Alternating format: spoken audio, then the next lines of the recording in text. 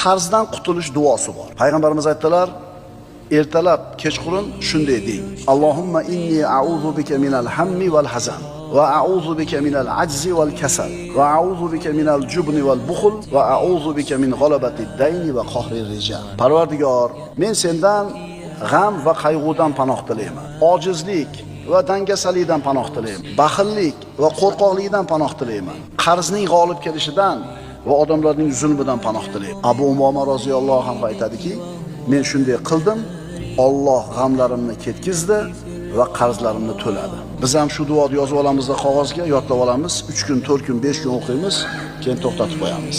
3 marta, 4 marta qilgan, u yerda qarasa yo'q.